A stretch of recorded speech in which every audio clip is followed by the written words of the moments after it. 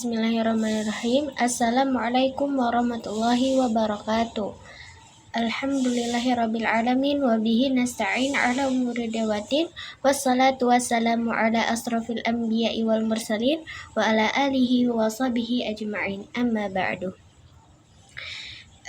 Perkenalkan, nama saya Nanda Putra Utami. Saya dari Fakultas Agama Islam, Prodi Ilmu Al-Quran dan Tafsir. Di sini saya akan menjelaskan atau mempresentasikan tentang adab mufasir. Yang pertama yaitu ada definisi adab. Adab secara bahasa yaitu sopan santun atau tata krama.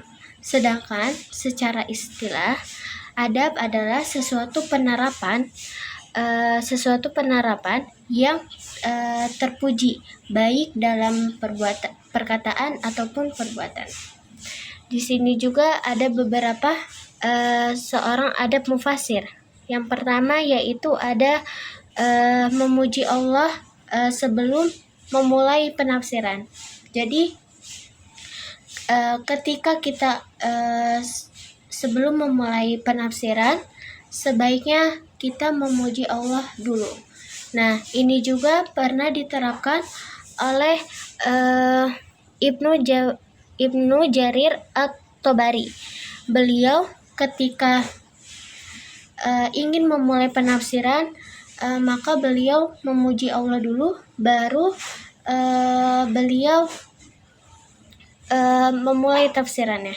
Yang kedua yaitu menghindari penggunaan istilah hikayat untuk firman Allah. Karena firman Allah ini adalah wahyu yang memiliki makna yang sangat dalam dan suci.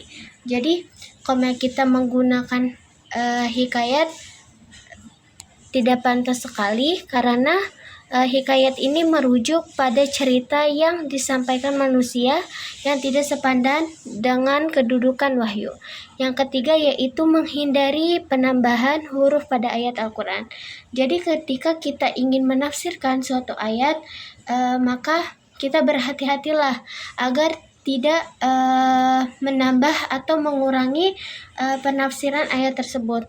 Karena apabila kita menafsirkan atau menambah atau mengurangi penafsiran ayat tersebut, maknanya juga akan nanti akan berbeda maknanya gitu. Artinya akan berbeda. Terus yang keempat yaitu ada menggunakan kata kerja dalam bentuk lampau untuk firman Allah. Dalam ilmu tafsir dan akidah, penggunaan kata kerja dalam bentuk lampau qala lebih disukai karena Al-Quran adalah wahyu yang telah diturunkan secara sempurna. Terus kalau secara mudhari'nya itu kata yaqulu, karena kata yaqulu ini memberi kesan bahwa wahyu ini masih terus turun, padahal wahyu ini sudah tidak turun karena wafatnya Nabi Muhammad SAW. Materi selanjutnya yaitu perbedaan dengan akhlak, norma, dan etika. Akhlak adalah seorang mufasir mencakup kepribadian dan moralitas dalam menjalankan peran sebagai penafsir Al-Quran. Akhlak yang baik mencerminkan integritas, kejujuran, dan kedalaman iman seorang mufasir. Akhlak ini mencakup tanggung jawab seseorang muslim untuk menjaga kesucian penafsirannya dan menghindari distorsi yang dapat menyesatkan orang lain. Terus yang kedua yaitu ada norma. Norma dalam adab mufasir adalah aturan atau kesepakatan yang diskusi oleh para ulama dalam menafsirkan Al-Quran. Nah, norma ini juga biasanya melibatkan metode atau prosedur yang diikuti dalam kegiatan tafsir gitu. Terus yang ketiga yaitu ada etika. Etika bagi seorang mufasir adalah prinsip-prinsip moral yang harus dipegang dalam kegiatan penafsiran Al-Quran ini.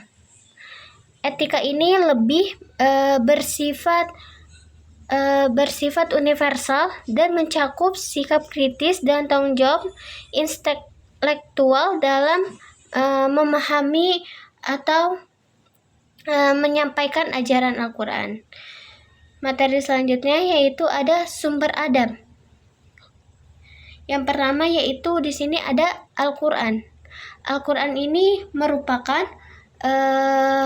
sumber utama bagi kehidupan manusia gitu kan, segala aspek kehidupan termasuk dalam ilmu penafsiran gitu. Nah, Allah juga menjelaskan dalam Quran surat Al-Isra ayat 36 yang artinya, dan janganlah kamu mengikuti apa yang kamu tidak memiliki ilmu tentangnya. Sesungguhnya pendengaran, penglihatan, dan hati semuanya itu akan diminta penanggung-jawaban. Nah, ayat ini menunjukkan bahwa seorang mufasir harus memiliki dasar ilmu yang kuat sebelum menafsirkan Al-Quran. Jadi, kalau kita ingin menafsirkan suatu ayat Al-Quran gitu, kita harus memiliki ilmu yang sangat kuat. Jangan sampai ilmu kita nih masih di bawah, kita belum memiliki ilmu dalam penafsiran, tapi kita malah menafsirkan suatu ayat tersebut tanpa memahami apa maksud penafsiran tersebut gitu. Terus yang kedua yaitu ada hadis Rasulullah SAW.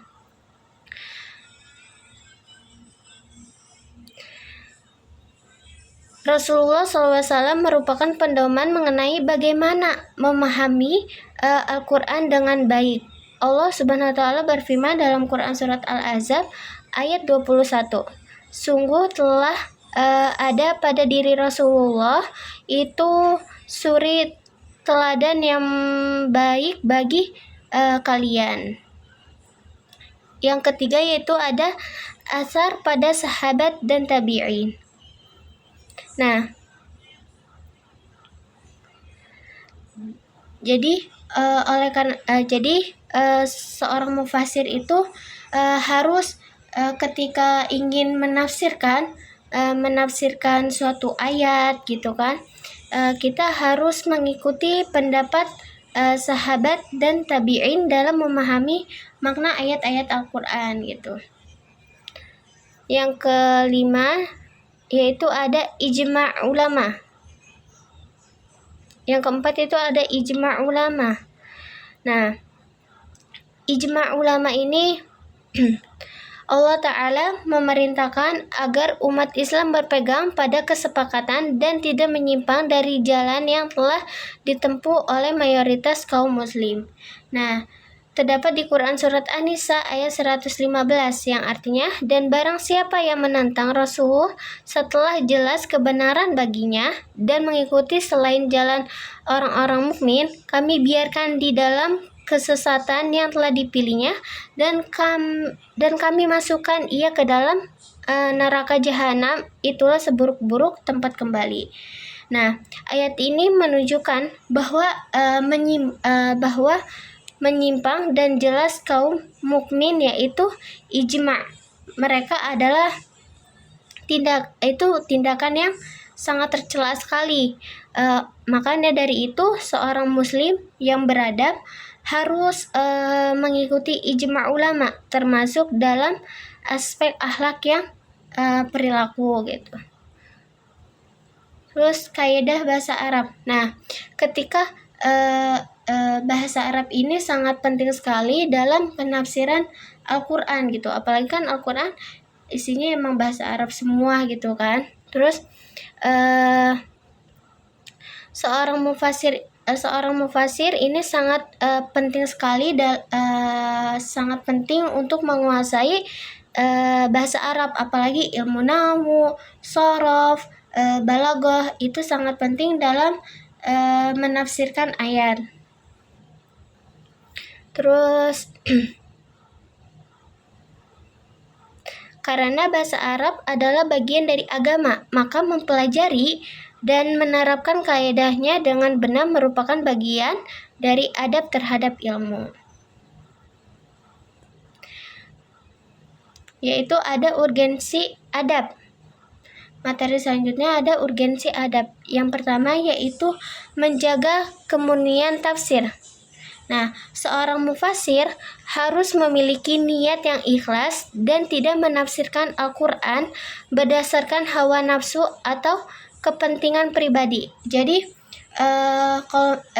ketika kita ingin menafsirkan gitu, kita harus memiliki niat yang ikhlas. Jangan sampai kita mengikuti hawa nafsu kita atau mengikuti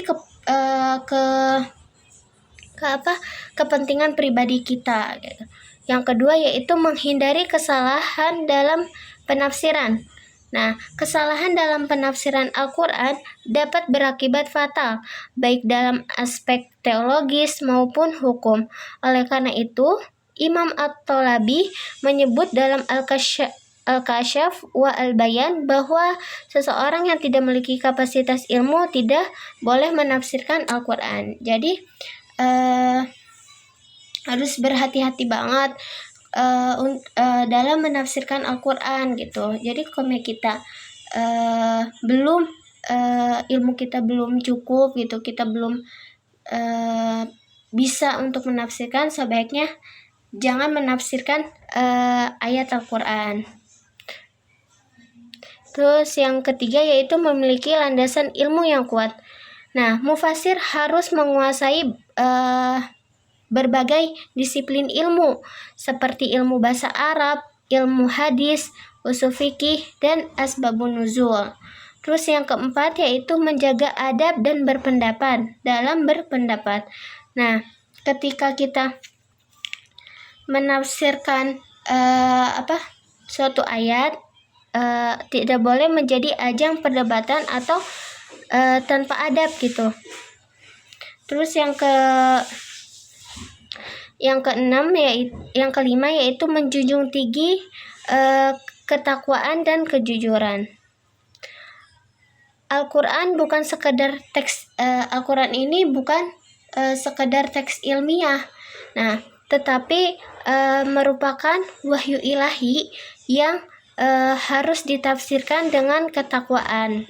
Nah, jadi Al-Quran ini bukan teks ilmiah ya. Nah, Al-Quran ini adalah wahyu ilahi yang harus ditafsirkan dengan benar gitu. Harus dengan ketakwaan yang benar.